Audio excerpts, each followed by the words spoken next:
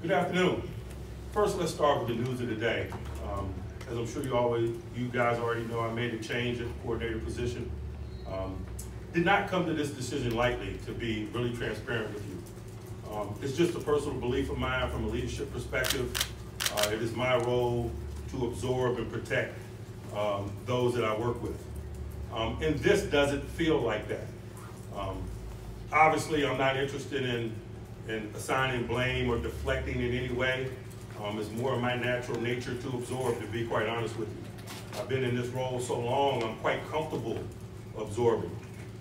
So just rest assured that this decision was not taken lightly. I got a lot of respect for Matt personally and professionally. It was not easy, but I thought it was necessary. This is a result-oriented business, and to be short, the improvements were not rapid enough or consistent enough for us to proceed. You got to score touchdowns in this business. You got to win games in this business. And just the totality of it has us where we are today. I am quite confident and excited for the men who get an opportunity to evolve in terms of their roles. One man's misfortune in this business is another man's opportunity. We say that regarding injury. It's the same thing under these circumstances. I'm excited about Eddie Faulkner coordinating our efforts, organizing staff responsibility in meetings, organizing game planning, leading our unit as a collective in review of our tape and preparation for upcoming opponents and things of that nature, things that the coordinator does. He has full authority in that regard and my support, obviously. And then from a play caller perspective, the bulk of that responsibility will fall on Mike Sullivan. And that's also a really natural thing because he's done it in 2 different locations in the National Football League. He has tangible experience. I'm sure that will be helpful, but also, and probably more importantly, as a quarterback coach, man, he works closely with Kenny. And so looking for fluidity in that area and some cohesion there and really getting a feel for what he does well, and hopefully that aids us as well. Talked to the staff very transparently about it this morning. We're not grading on the curve. We're excited about this week. We're singularly focused.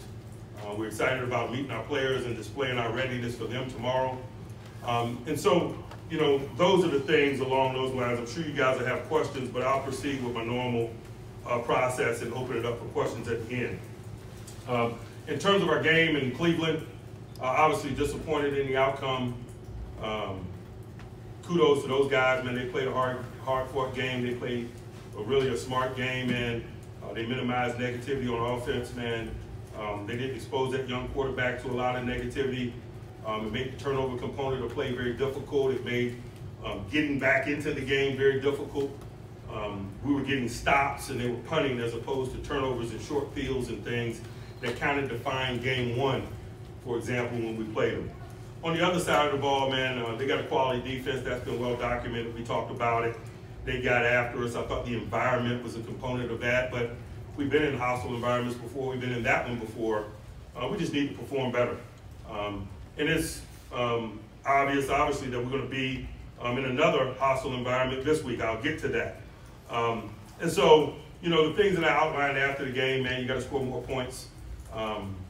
We got to do a good job of rising up in moments. I just thought, like the kicking game per se, the net punting, and that's another reflection of how, you know, games oftentimes unfold differently. We played them in week 2 the first time we played them. We kept them on the long field, particularly in the second half with our punting.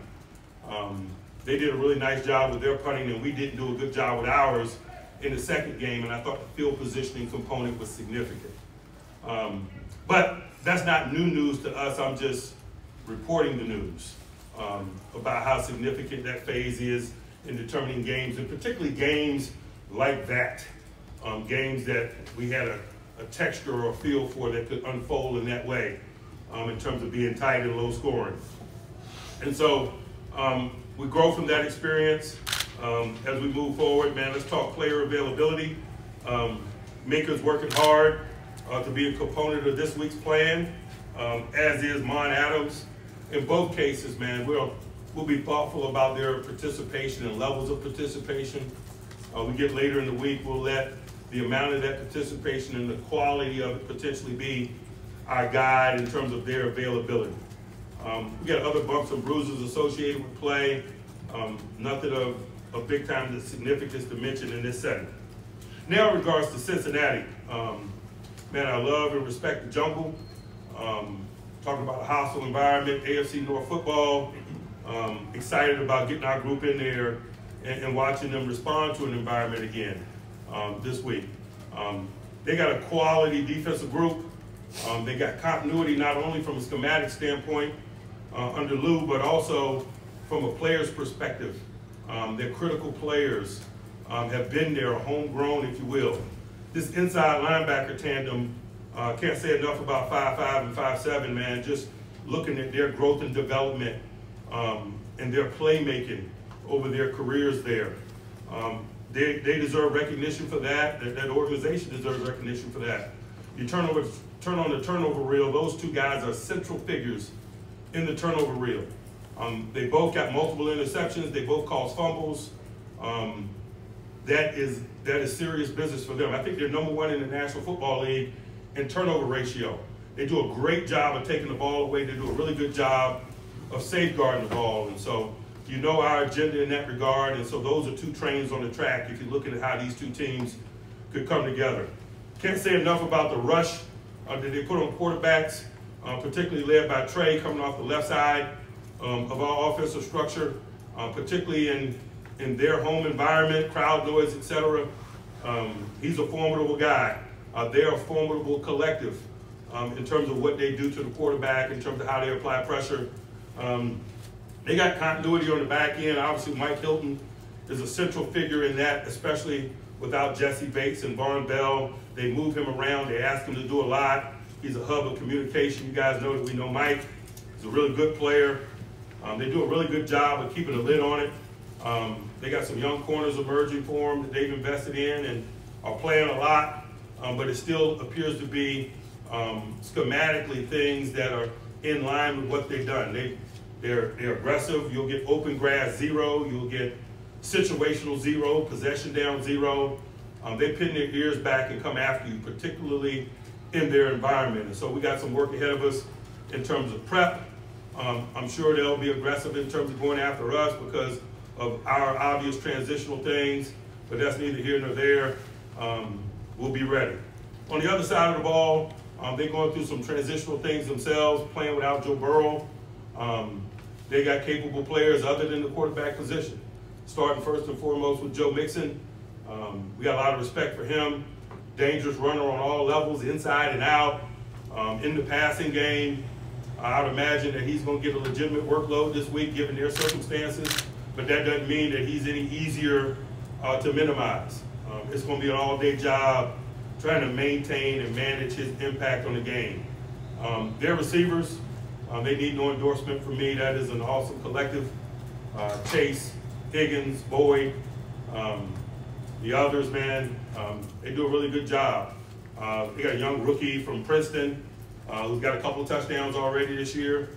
For example, man, their inclusion of all people in the helmet, and particularly in situational football, on the offensive side is really challenging. I talked about Joe Mixon, but they use 3 runners, and they use them all extremely well. And so we got to work it out, cut out for us, man. But this is AFC North football. We don't run from it. We run to it. We understand the significance of this week, man, and we're excited about, first and foremost, man, working on days like today, putting together a good plan, being thoughtful about the positions we put our players in, and then ultimately tomorrow getting in the building with them and starting our physical preparation process. And so I'll pause and open it up for questions. Mike, is Pickett still the starter? On Matt, is it just beyond the offense that have to do with maybe what you've seen from Kenny the last 3 games, and where you are at 6-4 and still in good shape? You know, there's a lot of layers to it, obviously. All of the things that you suggest are true. Our most recent performance, a component of it, but, you know, I just think you know when you're there, to be blunt and short about the answer. Again, not saying that flippantly, not taking the situation lightly at all. But just having been in the role that I've been in for some time, you just know when you're there, and usually it's a totality of a myriad of variables. Mike, is Pickett still a starter? Yes, How did Matt handle the news? I'll leave that between he and I. Mike, Was there a tipping point when you had made, you brought him down the sidelines last couple weeks, there appeared to be progress, guys seemed to. The tipping point is when I made the decision. Mike, you said that the staff isn't going to be graded on a curve this upcoming week. How does the change in OC and play caller impact your evaluation of Kenny going forward the rest of the season and what he's done to this point? I don't know that it does. Matt, do you consider bringing in someone from outside, and how realistic is that at this point in the year? I hadn't considered that realistically at this juncture, no. Mike, how much can change other than when the plays are called and in what sequence? You know, that's to be determined. There are a lot of challenges, obviously, doing what it is that we're doing, but the unknown component is a potential positive, and so we're going to hold our cards close to our vest. Mike, what do you want to see different schematically from your offense? I just want to see points.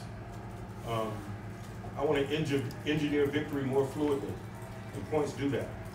What went into the thought of dividing up the team?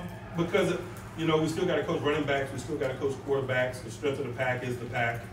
And when you're faced with challenges, I just think that's the natural and appropriate thing, is you distribute responsibility. It's like when you lose a player like Cam Hayward. It's not one guy that replaces Cam Hayward. It's a committee of guys, if you will. Mike, is this an evaluation for Eddie Faulkner to be offensive coordinator beyond this season? We're trying to beat the Cincinnati Bengals this week. So what got you there, as you said, this week, as opposed to, like, for instance, when there's a logical break in the 5? You know, like I told Jerry over here, it's a myriad of variables in that equation. You just know when you're there. I'm not going to get into great detail in this setting. I don't think that's appropriate. Mike, was the frustration of seeing your offensive players part of that variable? Again, I said there were many variables. I've given you guys my statement respectfully. Out of respect to him, particularly professionally, I'm just not going to get into a lot of details and give you the pound of flesh that you're hunting. Mike, when did you tell the locker room about I hadn't. Mike, with Pickett, is the biggest issue miscommunications, or are there plays that he's not pulling the trigger on? What issue with Pickett are you referring to? What the developmental issue with him? Rephrase your question. I'm trying to figure out how you delivered it to me. Okay. You guys aren't scoring as much as you want to this year. Yes. Is part of the problem that Kenny and Deontay Johnson are too often miscommunicating, or is he not seeing guys that are there? There hadn't been enough continuity in our work, certainly. It hadn't developed at the rate that I would like it to. We're still showing signs of September football kind of in some instances, and you know, that's unacceptable, man. It's late November. Mike, if you hadn't told the locker room, how did they find out that there was a change of coordinator? Probably from you guys. Was this your decision alone, or was this made collectively with Omar and Mark? Leadership is lonely. I don't run from it, I run to it. It was mine and mine alone. Mike, what gives you confidence that Kenny is your quarterback to continue to go forward? Because I work with him every day. And I've been really transparent with you guys about him and his willingness to work and my experience and what that tells me. This guy will do any and everything. He works extremely hard. Just saw him a few minutes ago in the building. There's a such thing as football justice, man. Those guys usually get what they're looking for. And so that's why I remain consistently optimistic about the trajectory of his growth and development. What are the challenges for a quarterback to have a new coordinator in season? You know, my first time. And so, you know, we'll see. Mike, what gives you confidence that Eddie and Mike Tomlin can produce better results? What about the way they prepare? You know, you make decisions like this with one purpose and one purpose alone, and that's for better results. And so we wouldn't be having this discussion if I didn't think that. You know, a lot of leadership things are intangible things. I get it from my gut, and so that's the best explanation that I can give you. What kind of things have you seen from Eddie in his time here that put him in a position to be considered for this opportunity? Man, he has a real steady voice and demeanor. He's really solid. I love the way he has managed his room in the years that he's been here, through good times, bad times, etc. There's always great clarity in that space. He's natural with people. from a communication standpoint and a consistency of communication standpoint. And so I got no reservations about his ability to do it. I think when we all ascend in coaching, we take our experience and we expand it. I was a secondary coach. When I became a coordinator of defense, I ran the defensive unit very similar to how I ran the defensive back room. When I became a head coach, I ran a team in the same spirit and communicated the same way I ran a defensive unit. And so that's why I'm confident. I've seen how he's handled that position group, and oftentimes that's a reflection of how he's going to handle a larger body. Similarly with Mike Sullivan, what have you seen from him in this year and a half? Similar things, man. Really good, solid communicator, highly organized, really consistent.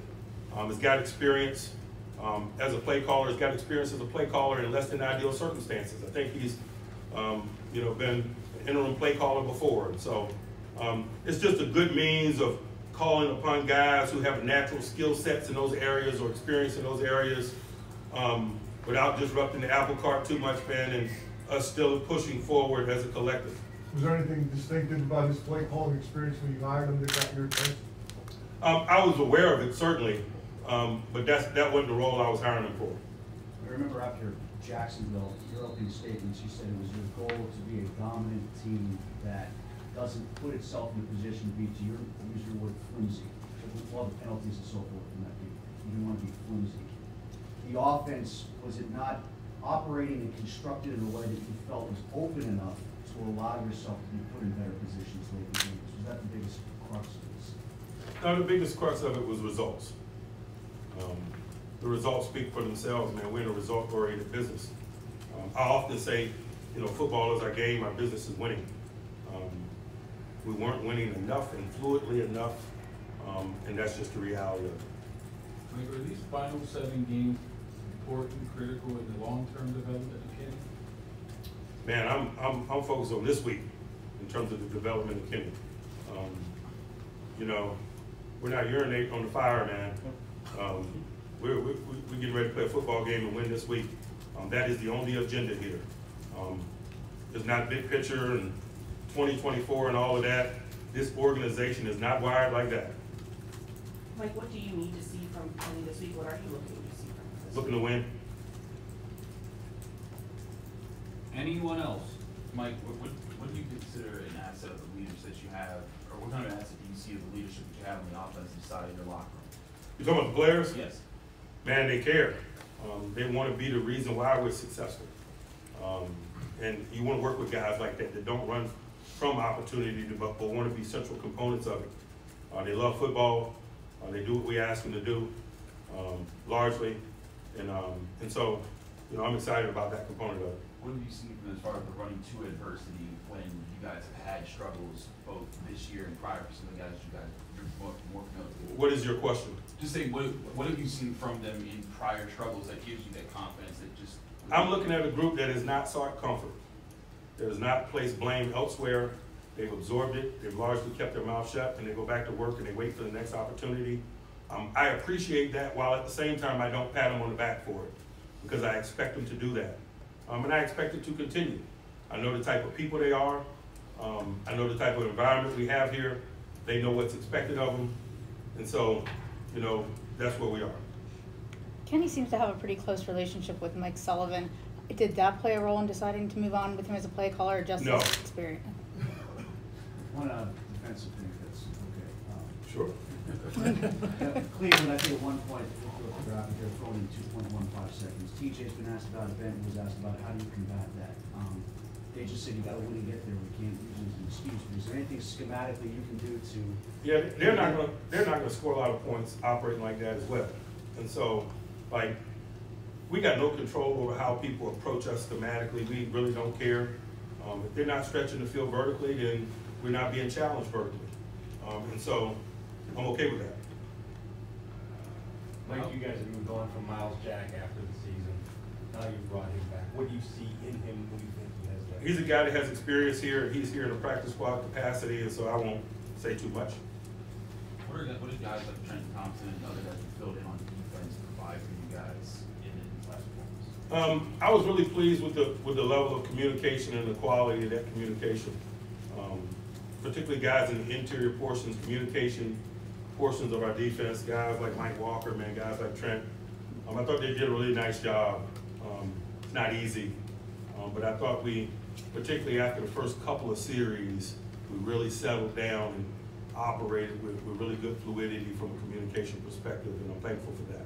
Mike, did we have a setback before the Green Bay game? You seemed pretty optimistic that he would return to practice, and then. Do I seem less optimistic now? Well, no, but I'm saying but he hasn't even practiced, so I'm just curious if you seem the lights seem to be on for that Sunday, and he hasn't practiced yet. No, there's no loss of optimism. Like, how important was Landon Roberts and keeping some of those young guys you were just talking about on defense together? Landon is a great communicator. He's a veteran.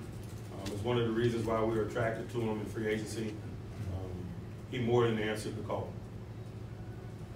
Was there a thought about, I know it was still 3.5 minutes or so left in the game, you had a chance to take a long field goal on that fourth down? No issues there, man. We played a field position game. We got the ball back. Anyone else? Like you mentioned that you just saw Kenny. Did you have any conversations about this? How was he reacting? What was? I was actually going to do my television show, and time was pressing, and so no, there wasn't a time for a conversation. It was just a chin up. All right. Thanks, guys.